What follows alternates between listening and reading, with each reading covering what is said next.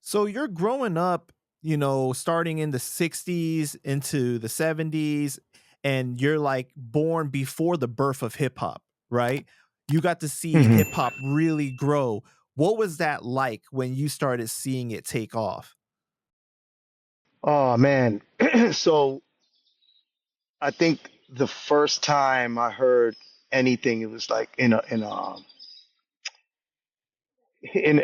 locker room, in like gym locker room. I'm hearing dudes playing cassette tapes, and at that time it was right the echo chamber, which was like a little 8 track. It looked like like a miniature 8 track, and that would be the repeat because the tape it's just delaying whatever you're saying, right? So it's this little 8 track playing, um, and it's just recording your voice or whatever's next, and it'll just replay it. So when I first heard that, I was amazed. I think I had a friend that would come from the Bronx every once in a while, and he'd come to Queens with tapes, whether it be Bambaataa, and I mean, listen, they weren't the best sounding tapes, right? They were copies of copies, but it was all we had. So I was just in awe and wanted to DJ. Um, at 14 years old, I think I brought my first turntable. It was a Pioneer, and then I brought I think it was like one Technique belt drive or something like that. And I remember there was a um, man, what was the name of the record store? She was a famous record store. Anyway, they used to sell mixers. It was on Jamaica Avenue. So I remember putting a deposit on it, and it was layaway plan. I'd go there after every week and give them till I was able to take the mix out.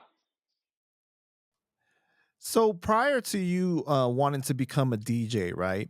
Like, were you going to the park jams? Were you witnessing the graffiti, the breakdancing? Like, how did you end up falling in love with hip hop as far as the whole culture?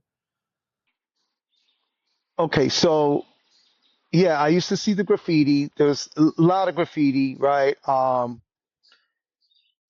think it was more, I mean, they would have park jams here and there. I know that there was a hotel by LaGuardia Airport, small hotel, and I'd see the Disco Twins. They'd play there. Um, they'd have like a couple of little groups come in from the Bronx, and yeah, it was small, small venues. First time, then before I even started DJing and getting into it, I remember Eric B. Um, at the time, his brother, which was one of my best friends, and I think you remember him from, I think you remember Ant Live from Money, the G Rap record, Money in the Bank, Money to the Bank. Right, right. Yeah, I forget the correct title. Anyway, but yeah, so we were best friends in the fifth and sixth grade.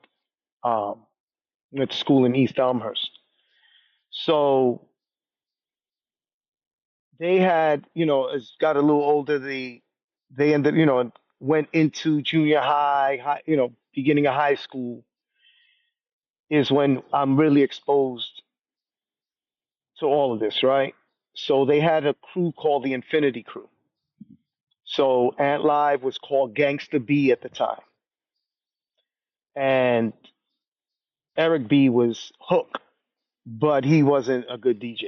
So I mean, he was just kind of part of their crew, which I don't know if he ever was. But anyway, um, so they had their two DJs, which was Philly B and his brother. They were actually half Cuban and French or something like that.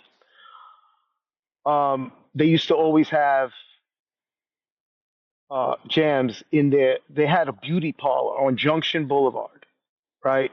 in Corona. So they had a beauty parlor, and they used to throw hooky parties in there. So they'd have they were the first ones with, like, I think they were the 1700s, the techniques at the time, or 11, something like that.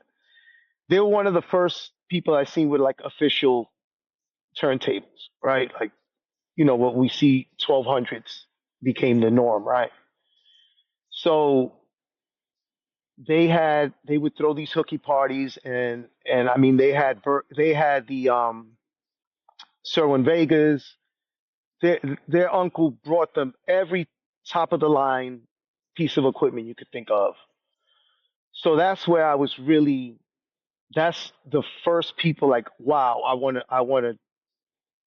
to buy this stuff, and I want to DJ myself. So that was like the first, I believe, uh, exposure to all of it.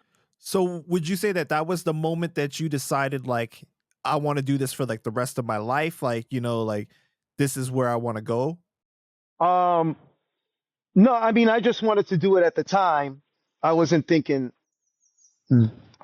rest of my life thing. That came later. So it was just like a That came hobby at later. first, like something that intrigued you.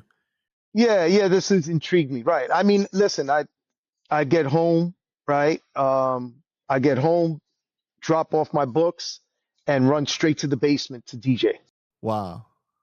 That was the thing. And then I started working in the supermarket when I was 15 years old. I would skip school, play hooky, right, on Fridays to go to downstairs records to go buy records. So I'd go pick up my check, right, have them cash it at the supermarket, go pick up records, come back to go to in time to work at the supermarket. How much were you making at that time per hour? What was the minimum wage at that time? Oh my God. I don't even know, man. It could have been like $3, bro. Yeah, but the living costs matched the wages a lot better back Yeah, then. yeah, no, it did. Yeah, if I was able to go downtown, spend money, it's like buy records. Yeah, and this was a time when downstairs records was really downstairs. It was in the train station. In the train station. And that particular part of the station doesn't even exist anymore. So you go downstairs, they'd have a room full of 45s, right? And then the other room, it would be all 12 inches and albums.